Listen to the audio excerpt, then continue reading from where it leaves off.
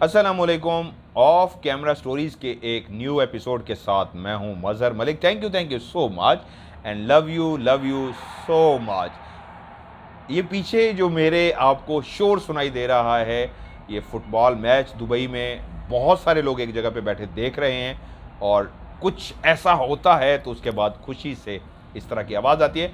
आप लोग मेरे MM टीवी पे देख चुके होंगे कि मैं इस वक्त दुबई में हूँ, शादी में आया हुआ हूँ। मेरी फैमिली की शादी है यहाँ पे। मेरे जो कज़न हैं यहाँ पे दुबई में रहते हैं, जॉब करते हैं और उनकी अल्हम्दुलिल्लाह शादी होने जा रही है। तो मैं भाग दौड़ में लगा हुआ था कि सैलाब ज़दगान के लिए भी कोशिश करूँ, आपकी ऑफ कैमरा स्टोरी को भी कंटिन्यू रखूँ और इस शादी को भी अटेंड कर सकूँ। सो मैं अपनी वाइफ के साथ, पूरी फैमिली के साथ दुबई आया हुआ हूँ। काफ़ी अरसे से ये लाइनअप था यहाँ पे आके शादी को अटेंड करना। बट बहुत खूबसूरत जगह है ये, जिस जगह पे मैं हूँ। हमने एक पूरा, ये होटल के अंदर हमने एक पूरा घर टाइप है जो लिया हुआ है, जिसमें 3 बेडरूम है, मैं आपको दिखा चुका हूँ, किचन है और हम फैमिली की तरह यहाँ पे रह रहे हैं। रात को बैठते हैं, खूब हल्ला गुल्ला करते हैं। और यहाँ की सबसे खूबसूरत बात ये है, ये मेरे पीछे आपको नज़र आ रहा है, ये बिल्डिंग्स हैं, इस साइड पे बीच है, बहुत ही खूबसूरत है। इससे पहले मैं आपको एक छोटी सी कहानी सुनाऊँ। इनका नाम है, बहुत अरसे से मुझे कह रहे थे सर मैं हैदराबाद से हूँ और मेरा नाम सैम है। छोटी इनकी स्टोरी थी तो मेरी ख्वाहिश थी कि कोई और कहानी भी मुझे मिल जाए तो मैं ये कहानी सुनाऊँ। तो मुझे नहीं मिली तो मैंने कहा ये ज़्यादती होगी, ये कहानी कब की इन्होंने मुझे भेजी हुई है, तो मैं इसको सुना देता हूँ। मैं आपको असल में जो कहानी सुनाऊंगा इस जगह पे, वो रात के टाइम में सुनाऊंगा। अभी फैमिली तैयारी कर रही है, हमारा डिनर है और हमने वहाँ पे जाना है। तो मैंने कहा जल्दी से मैं स्टोरी रिकॉर्ड कर लूँ ताकि आपका छुट्टी ना हो, आपको कहानी सुनने को मिले। वरना रात को मैं आपको जो मेरे पीछे बैकग्राउंड में बिल्डिंग्स हैं, इसके ऊपर कुछ बताऊँगा। हॉरर स्टोरी है। जिन, भूत, चुड़ैलें, इनका भी एक कबीला सिस्टम होता है। ये फैमिली की तरह रहते हैं। हमें बहुत कुछ अच्छा लगता है, इन्वायरमेंट अच्छा लगता है, लोकेशन अच्छी लगती है। हम बहुत सारी जगहों पे जाते हैं, खुश होते हैं पहाड़ों को देख के, समंदर के किनारे बैठ के, बीच के किनारे, बहुत सारी जगहों पे। तो जब इस तरह की बिल्डिंग में अपनी बालकनी में बैठा हूँ, पीछे ये खूबसूरत मंजर है, तो मुझे बहुत अच्छा लगता है। रात के टाइम पे जब लाइट्स ऑन हो जाती हैं, बहुत बहुत ज़बरदस्त ये माहौल होता है। जिन्नात को भी ये सब कुछ बहुत अच्छा लगता है। सिर्फ पाकिस्तान, अमेरिका में जिन्नात नहीं रहते, दुबई जैसे कंट्री में भी हैं। और जब इस तरह हल्ला गुल्ला है, लाइट्स हैं, एक खूबसूरती है, बीच है, पीछे इस तरह की बिल्डिंग्स हैं, तो जिन्नात का भी इस तरह का एक सीन होता है कि वो यहाँ पे भी मौजूद होते हैं। जब मैं इस जगह पे बैठा ऑफ कैमरा स्टोरी रिकॉर्ड कर रहा हूँ, मेरा गला अभी तक ठीक नहीं हुआ, माजरत खाऊँ, इसलिए शॉर्ट स्टोरी ज़्यादा बोलता हूँ तो किच किच होती है, खांसी आती है। तो जिन्नात यहाँ पे भी मैं कोशिश करूँगा रात के टाइम पे यहाँ पे एक आपको स्टोरी सुनाऊँ और आपको बताऊँ किस तरह हम जिन्नात को यहाँ पे भी महसूस कर सकते हैं, देख सकते हैं, जिन्नात से मिल सकते हैं। कहानी है सैम की। मैं कहानी की तरफ आता हूँ, कहानी वो सुनाते हैं। सैम, सबसे पहले तो मैं आपसे सॉरी करूँगा कि आपने कहानी कभी काफ़ी अरसे से भेजी हुई थी, लेकिन आपने इतने मैसेज कर दिए थे कि मेरे लिए कहानी को ढूंढना और सुनाना बहुत मुश्किल हो रहा था। आपकी एक और कहानी भी आज ही मेरे सामने आई है जो आपने मुझे भेजी हुई है। इंशाल्लाह कोशिश करूँगा इसको भी सुनाऊँ। वो कहते हैं, सैम कहते हैं, मैं 7th क्लास में था जब ये कहानी उस वक्त की है। नहीं, ये आपकी एक और कहानी भी है भाई। वेरी गुड भाई, मुझे तो पता ही नहीं था, माजरत ख्वाह। आपने मुझे 2 कहानियाँ, 3 होगी इस हिसाब से। तो चले, मैं इसको भी आगे इंशाल्लाह प्रोग्राम में शामिल कर दूंगा। जब मैं ढूंढ रहा हूँ तो आप पीछे जो मंजर देख रहे हैं ना, इसको आप लोग, आपको मैं इंशाल्लाह कोशिश करूँगा रात को दिखाऊँगा तो आपको अंदाज़ा होगा कितनी खूबसूरत है ये जगह। इसलिए नहीं कि दुबई की खूबसूरत जगह है, इसलिए कि ये रात को जिन्नात क्या होते हैं यहाँ पे, वो इस जगह को, लाइट्स को देखने के लिए आते हैं। इस पर मैं बात करूँगा। कहते हैं ये मेरी नानी की कहानी है। उस वक्त उनकी जो नानी की एज थी काफ़ी कम थी, वो अपने ननियाल गई हुई थी और उनके जो नाना अबू थे, उनकी एक बहुत बड़ी हवेली थी। काफ़ी दुबई की बातें होगी, अब कहानी का मूड बनाते हैं।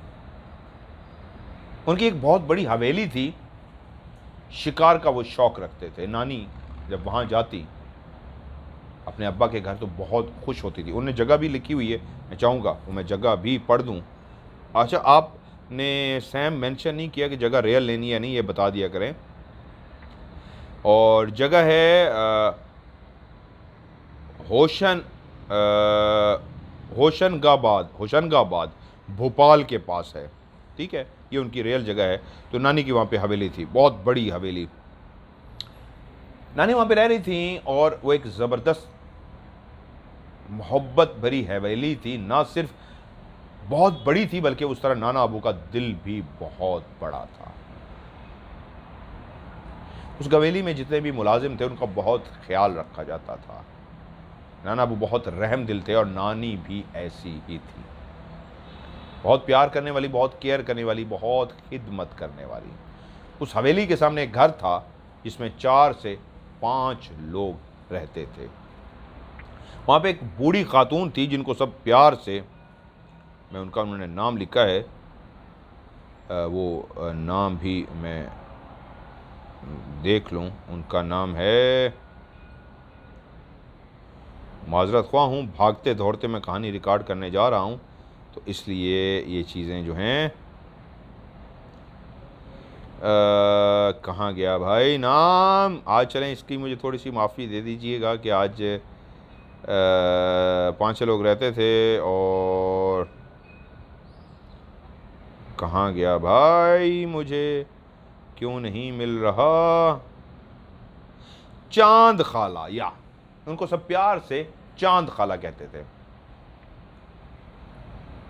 और जो सामने घर था जहाँ पे 4 से 5 लोग रहते थे उसी में चांद खाला भी रहती थी। वक्त गुजरता रहा, चांद खाला भी अक्सर चक्कर लगाती रहती, बूढ़ी भी थी लेकिन बहुत ख्याल करने वाली थी। वो बहुत सबके दिलों में बहुत जगह रखती थी।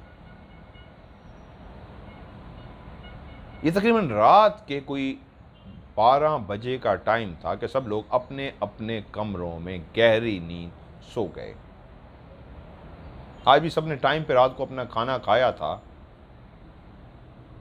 बातें की, चाय पी और उसके बाद आहिस्ता आहिस्ता सब उठे, अपने अपने कमरे का रुख किया और जाके सर्दी से बचने के लिए वो जो गरम रज़ाई थी, लहाफ था, वो अपने ऊपर लपेट लिया। सर्दियों की, जिस तरह मैंने पहले भी कहा है, सर्दियों की एक अपनी फील होती है। रात की खामोशी, गर्मियों में पंखों की, कूलर की, एयर कंडीशन की आवाज़ आती है, लेकिन गर्मियों में तो हर तरफ शोर शराबा, लाइट चली गई तो लोग जाग भी रहते हैं। यूरोप में तो लोगों को लाइट का इशू नहीं है, लेकिन इंडिया, पाकिस्तान, बांग्लादेश जैसे मुल्कों में ये इशू होता है। लेकिन सर्दियों में लाइट हो ना हो, लेकिन हर तरफ एक हू का आलम होता है, एक खामोशी होती है। उस रात भी वैसे ही सब कुछ नॉर्मल था, खामोशी थी और सर्दी से सब ठिठुरते लोग जल्दी से अपने अपने कमरों में चले गए कि अपनी लहाफ के अंदर जाके लेट गए। जब आप सर्दी से ठठर रहे हों तो पहला वो लम्हा जब आप लहाफ के अंदर, रज़ाई के अंदर घुसते हैं तो एक और ठंड का एहसास सा होता है। जिन कमरों में हीटर लगे होते हैं वहाँ पे तो और बात है, लेकिन वो घर जहाँ पे हीटर वगैरह, जिस तरह वो हवेली थी, पुराना माहौल था तो वहाँ पे कोई हीटर नहीं था। तो नानी भी जब रज़ाई के अंदर, वो कहती है, मैं घुसी तो एक ठंड का सा एहसास लगा, क्योंकि वो रज़ाई काफ़ी ठंडी थी। आप काफ़ी देर उस रज़ाई के अंदर ठठरते रहते हैं। जब वो रज़ाई गर्म हो जाती है फिर आप सुकून से सो जाते हैं। तो नानी भी ठठरने के बाद जब उनको वो लगा रज़ाई गर्म हो चुकी है, वो सो गई। ये तकरीबन रात के 12 बजे का टाइम था कि नानी की आंख खुली। ऐसा लगा कोई ज़ोर से चीखा है, किसी के चीखने की आवाज़ आई है। मैं कोशिश करूंगा कहानी के एंड पे ये जो चीखों की आवाज़ आ रही है, फुटबॉल लोग देख रहे हैं और पीछे मंजर है, दोबारा से मैं इस ऑफ कैमरा स्टोरी के एंड में मैं आपको दिखाऊंगा ये कहाँ से आवाज़ आ रही है, लोग कहाँ पे हैं। जब नानी के कानों में वो चीखने की आवाज़ आई तो नानी की आंख तो खुल गई और वो परेशान हो गई, क्या मैं उठ के देखूं या ये आवाज़ किसी और को भी सुनाई दी है। थोड़ी देर के बाद एहसास हुआ जैसे कोई चल रहा है बाहर, तो और खौफजदा हुई कि इस वक्त कौन जागा है और कौन बाहर चल रहा है। वो डरते डरते उठी हैं। उन्होंने आहिस्ता आहिस्ता चलते हुए, कहीं आवाज़ पैदा ना हो, बाहर चलने वाला पता नहीं कौन शख्स है, उन्होंने जाके दरवाज़ा खोला और थोड़ा सा झांक के देखा तो बाहर उनको नाना अबू नज़र आए। यकीनन वो भी उस चीख की वजह से जाग चुके थे। उसने एकदम से दरवाज़ा खोला और पूछा क्या हुआ, तो उन्होंने कहा किसी के चीखने की आवाज़ आ रही है। घर के बाकी लोग भी आहिस्ता आहिस्ता बाहर आना शुरू हो गए, क्योंकि वो चीखने की आवाज़ अभी तक आ रही थी। कोई औरत थी जो बहुत ज़ोरों शोर से चिल्ला रही थी। या अल्लाह, खैर ये क्या हुआ है? रात के इस पहर कौन है जो चीख रहा है? चीखने की आवाज़ ऐसे थी जैसे कोई खौफजदा हो, डरा हुआ हो। जब किसी घर में कोई मर जाता है उस वक्त भी जो रोने की आवाज़ होती है, जिससे अंदाज़ा हो जाता है उस रोने में जो अल्फाज होते हैं वो अपने प्यारे के इस तरह नाम ज़िक्र अल्फाज दोहराए जाते हैं को लोगों को समझ आ जाता है किसी का प्यारा इस दुनिया से चल बसा है। वो चीखना था ऐसे जैसे कोई खौफ से चीखे मार रहा हो। नाना अबू ने मेन गेट खोला और ख़ुद ही अपनी बंदूक लेके बाहर निकले। खुदा ना खास्ता कोई एमरजेंसी, कोई परेशानी, क्या ही बात है, क्योंकि वो उस दौर की कहानी है जब बहुत ज़्यादा आबादी नहीं थी, चंद ही वहाँ पे घर थे। तो हिफ्ज़े मा तक़द्दम वो गन लेके बाहर निकले। तो जब बाहर आके देखा तो कोई भी आवाज़ नहीं आ रही थी। ये आवाज़ आ रही है, कोई भी आवाज़ नहीं आ रही थी। और वो कुछ देर बाहर रुके रहे और उसके बाद वापस अंदर दाखिल हो गए। घर वालों से पूछा, मैं जब बाहर गया हूं तो आवाज़ नहीं आ रही थी, आवाज़ बंद हो गई। सबने पूछा क्या हुआ? कहा कुछ समझ नहीं आया, बाहर तो कोई आवाज़ नहीं है, खामोशी है। सब अपने अपने कमरों की तरफ रवाना हुए।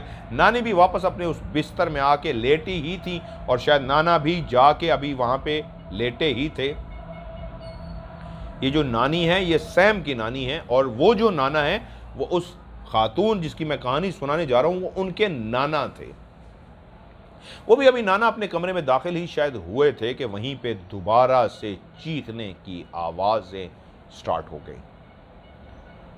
उल्टे कदमों वहां से वापस आए, इस दफ़ा चलते हुए तेज़ी से बाहर आए। या खुदाया, क्या माजरा है? नानी भी भाग के बाहर आई और लोग भी इस तरह आ गए और बाहर आके मेन गेट खोला। जैसे अंदर बाहर निकले तो बाहर कोई भी आवाज़ नहीं थी। अब वो कुछ देर बाहर रुके रहे।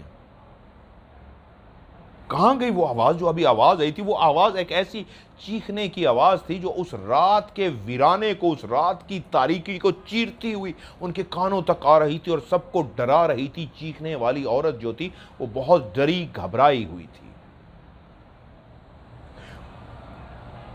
2-3 मिनट वो वहाँ पे रुके रहे, लेकिन उसके बाद भी जब कोई आवाज़ ना आई अंदर आ गए और हैरान हुए। मैं जब बाहर जाता हूँ आवाज़ ख़त्म हो जाती है, ये क्या माजरा है?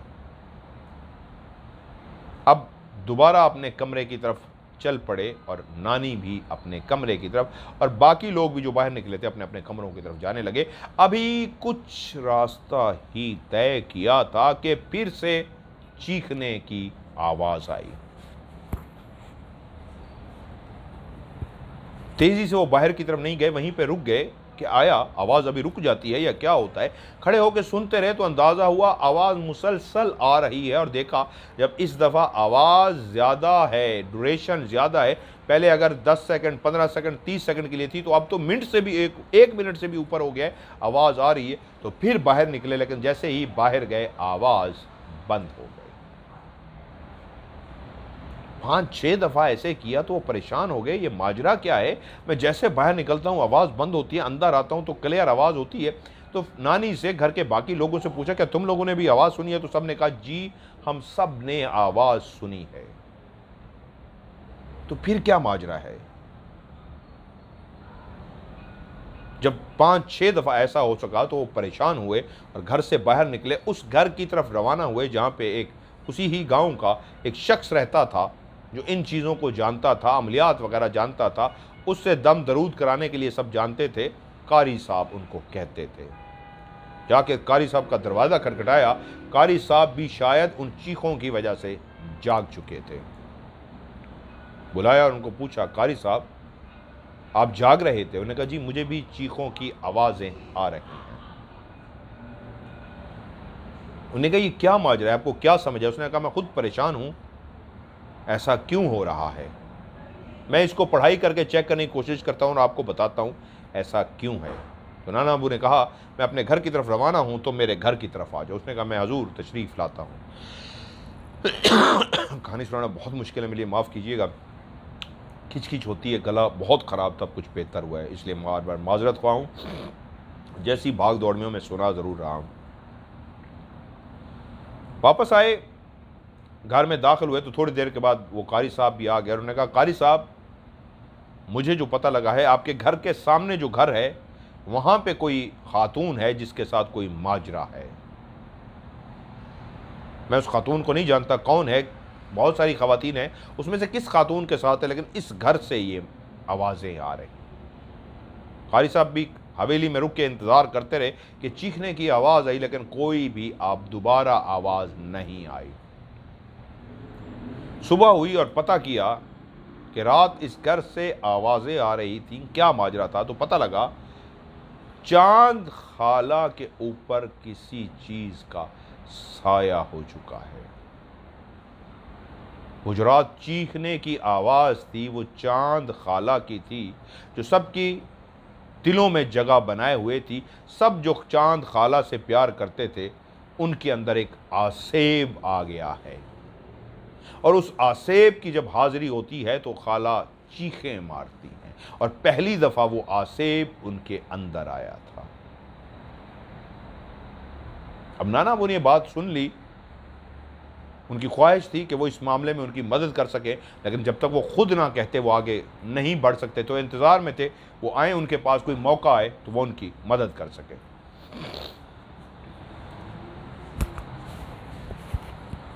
कुछ दिनों के बाद चांद खाला, चांद बुआ हवेली में तशरीफ़ लाए। वो वैसे मिलने के लिए आई थी, अभी उनके अंदर किसी भी आसेब की हाजिरी नहीं थी, वो बिल्कुल नॉर्मल थी। वो आई, बैठी, घर वालों ने जिस तरह सेवा करते हैं, चाय ये वो जो कुछ ला के रखते हैं, उनके सामने ला के रख दिया और उनसे बातें करना शुरू हो गए। बातें करते करते एकदम से चांद खाला की तबीयत बिगड़ना शुरू हो गई। माजरत खाऊं, उनकी हालत बिगड़ना शुरू हो गई, उनके हाथ पांव मुड़ना शुरू हो गए, और जब उनके हाथ पांव मुड़ना शुरू हो गए तो उसी वक्त उनकी आंखें भी ऊपर की तरफ हो गईं, सफ़ेद हो गईं, और उसी वक्त जब खाला के अंदर से कोई बोला तो वो कोई मर्द था, भारी भरकम आवाज़ का मर्द।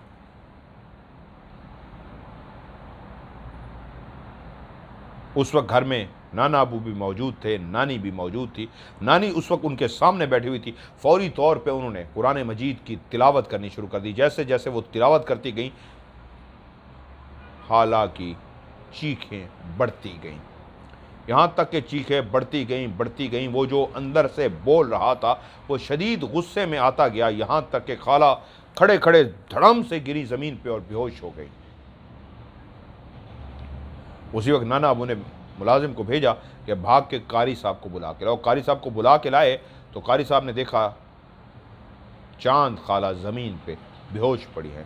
उन्होंने कहा, उठा के इनको बिस्तर पे बिठाया जाए, लिटाया जाए। घर वालों ने, ख़वातीन ने पकड़ा और चांद खाला को बिस्तर पर लिटा दिया, और उसके बाद उसने पढ़ना शुरू कर दिया। जैसे जैसे वो पढ़ता गया, खाला होश में आती गई। वहीं पे लेटे लेटे उन्होंने अपनी आंखें खोली तो आंखें उनकी शदीद लाल हो चुकी थीं। इतनी लाल सुर्ख उनकी आंखें हो चुकी थी जैसे आंखों में से खून बह रहा हो। और उसके बाद वो ऐसे उठ के बैठी जैसे कोई रोबोट उठ के बैठता है। इंसान इस तरह खुद से उठ के नहीं बैठ सकता जब तक वो अपनी कोहनियों या हाथों से अपने आप को सहारा न दे। लेटा हुआ इंसान ऐसे खुद ब खुद उठ के बैठ गया जैसे किसी ताकत ने उसको पुश किया हो। खुद से इंसान ऐसे नहीं उठ सकता। और खाला जब उठ गई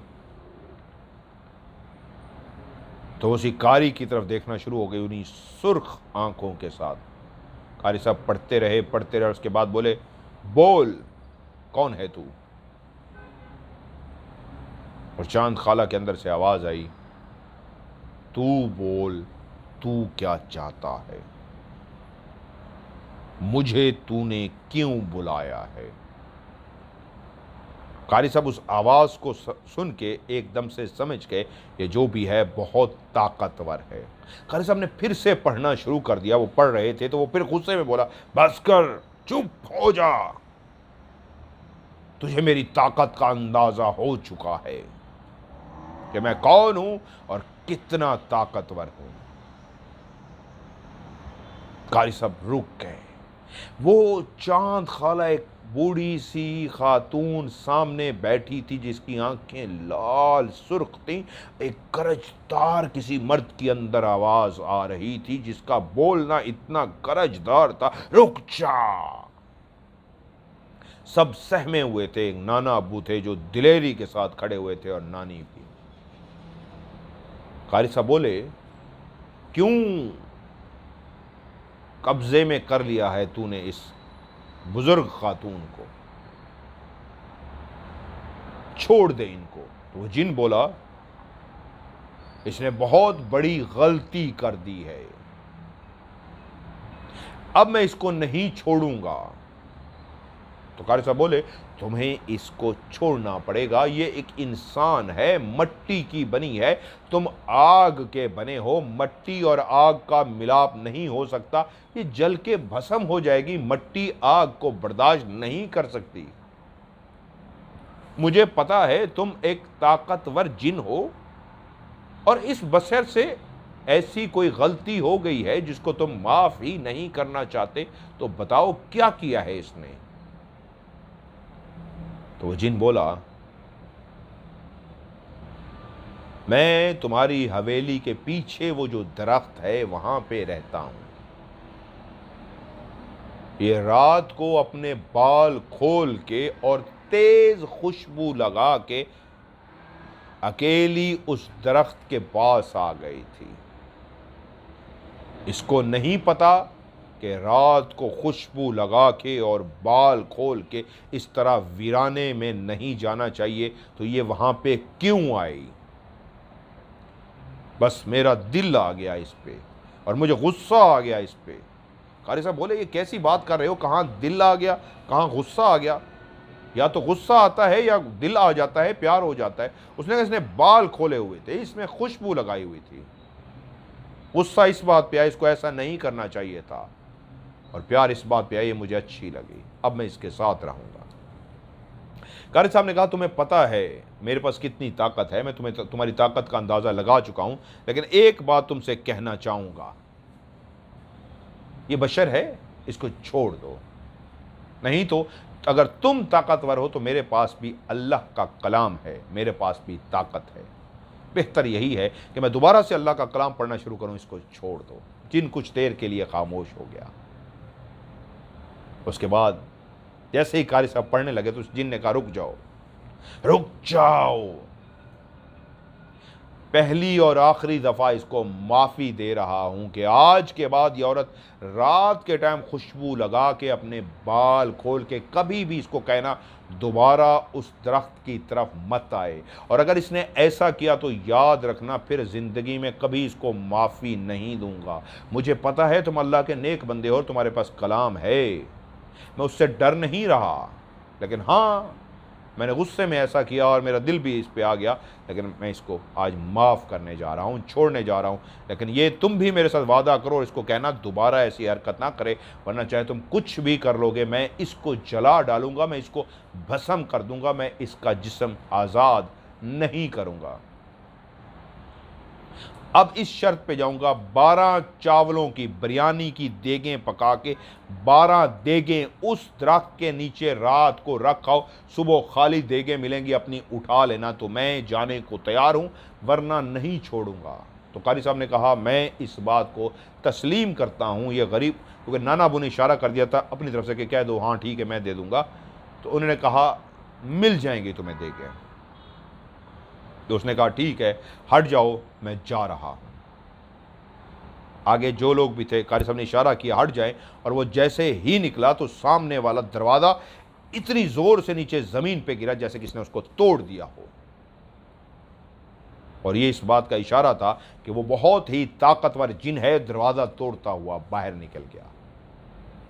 उन लोगों ने अगले ही दिन नाना अबू ने कहा 12 देगें बनवाई बिरयानी की, और सारी की सारी देगें उन्हीं कारी साहब के साथ बंदे भेजे जो सारे कांप रहे थे, तर खौफजदा थे, वहाँ जा भी नहीं रहे थे, और कारी साहब उनको ले के पीछे गए उस दरख्त के पास। जब उन्हें रख दिया तो कारी साहब ने कहा पीछे मुड़ के मत देखना, आ जाओ। वो सब के सब खौफजदा जो डरे हुए थे बगैर पीछे देखे वापस आ गए। सब अपने घरों में तो चले गए, लेकिन सब खौफजदा थे। उस दरख्त के नीचे देगे हैं, सबको ये पता लग चुका था वहां वो ताकतवर जिन रहता है। कौन रात को सोया, कौन नहीं खौफ के मारे सो सका, कोई नहीं जानता था। लेकिन सुबह जब हुई और वहाँ पे कारी साहब उन बंदों को लेके पहुँचे जो देगे रख के आए थे, जाके देखा देगे खाली हो चुकी हैं, एक चावल का दाना भी अंदर नहीं है, वो खा चुका था। और कारी साहब जब देगे लेके वापस आ गए तो उन्होंने कहा वो जिन आप उस दरख्त पे रहता तो है, लेकिन उसने ये कहा है कि इंसान मुझसे डरे ना, मैं आता जाता रहूँगा, लेकिन फिर भी यहाँ मेरा ठिकाना रहेगा। उसके बाद लेकिन उस जगह पे दोबारा कोई भी वाकया नहीं हुआ। उन्होंने मुझे एक और कहानी भी भेजी है, इंशाल्लाह कोशिश करूंगा वो कहानी भी मैं आपको सुनाऊं। आज ये उनकी एक छोटी सी कहानी थी जो भागते दौड़ते मैंने जैसे कैसे सुना दी। माजरत खा हूँ अगर उसमें कोई कमी कुताही रह गई हो। तो ये छोटा सा मंजर है पीछे, उस मैं इजाज़त लेता हूँ, खुदाफिज करता हूँ, लेकिन ये मंजर भी मैं आपको पीछे दिखाता हूँ जो मैं इस वक्त सारे मेरी तरफ देख रहे हैं, क्योंकि सब रेडी हो चुके हैं। मेरा इंतज़ार है कि चलें एमजी निकलें, तो हमने डिनर पे जाना है और मैं आपको थोड़ा सा ये मंज़र दिखाता हूँ। जी जैसे मैंने कहा मैं आपको पीछे का मंज़र भी दिखा देता हूँ। ये देखिए पीछे का खूबसूरत व्यू है जो आपको नज़र आ रहा है, और ये बीच है खूबसूरत सी जो इस वक्त अंधेरा हो चुका है। और वो देखिए सामने, ये मैं थोड़ा सा जूम करता हूँ, ये देखिए ये कैसी खूबसूरत सी लाइट है जो अलामत है कि सूरज ग़रूब हो चुका है। और ये रोशनियाँ दुबई की चमकना दमकना शुरू हो चुकी हैं। कराची जिसको कभी रोशनियों का शहर कहा जाता था, अब उसकी जगह इस दुबई ने ले ली है। और जो शोर की आवाज़ आ रही थी, जिस तरह मैंने कहा था मैं आपको दिखाऊंगा, ये देखिए ये क्राउड है, ये लोग हैं जो बैठे इस वक्त वर्ल्ड कप जो हो रहा है फुटबॉल का, उसको बैठे सारे ये देख रहे हैं। और जब भी कोई इस तरह का मंज़र आता है तो ये लोग ज़ोर से आवाज़ जो आपको सुनाई दी है वो इन लोगों की आवाज़ है। मैं खैर जूम आउट करता हूँ। सो आपने नीचे का भी व्यू देखिए। और ये बिल्डिंग है एमबीसी, एक बहुत बड़ा इदारा है दुबई के अंदर मीडिया का। और ये सामने उसकी देखिए कितनी खूबसूरत पार्किंग है जो ये वाली आपको नज़र आ रही है। ये देखिए ये कितनी खूबसूरत पार्किंग है उनकी, जो रोशनियों में इस वक्त खूबसूरत नज़र आ रही है। और बाकी ये व्यू जो रात को आप अंदाज़ा लगा सकते हैं कितना ही खूबसूरत है। तो मैं कोशिश करूँगा रात के टाइम बैठ के आपको यहाँ पे स्टोरी सुनाऊँ, ना सिर्फ स्टोरी बल्कि आपको बताऊँ क्या वाकई जिन्नात भी इस तरह की जगहों पे पाए जाते हैं, क्या उनको भी अच्छा लगता है, और क्या मैं आपको इस दुबई में इस जगह पे जिन्नात से कोशिश करूँगा हम कलाम या मुलाकात भी करा सकूँ। ये जी नीचे स्विमिंग पूल है नीचे, और ये जकूज़ी है, और ये स्विमिंग पूल है जहाँ पे आज हमने बहुत ज़्यादा फ़न किया है। सो आज की ये चलना शुरू हो गया। ये देखिए मैं आपको थोड़ा सा ये भी दिखा दूँ, इस पे तो क्या बात है भाई। इस तरह इसकी लाइटिंग होती है कि मैं कहाँ से गया, जूम क्या गया भाई, मेरा जूम चला गया, आजा भाई जूम आजा। ये देखिए इस पे इतनी ज़बरदस्त लाइटिंग होती है रात को कि क्या ही बात है। मुझे बहुत टाइम लग जाएगा इसको। ओहो अच्छा, इंग्लैंड 3-0, अच्छा ये वो जो फुटबॉल का है वो इसी के अंदर ही चल रहा है जो आपको नज़र आ रहा होगा। मैं इसको जूम आउट कर देता हूँ जी, ठीक है। और रात की इसके अंदर बहुत खूबसूरत लाइटें नज़र आती हैं। सो आज की ऑफ कैमरा स्टोरी से अगेन बार बार माजरत कर रहा हूँ, अगर कोई कमी कुताही रहेगी है माफ़ कीजिएगा। मज़हर मलिक को दीजिए इजाज़त, अपना ढेर सारा ख्याल रखिएगा। खुदा हाफिज़।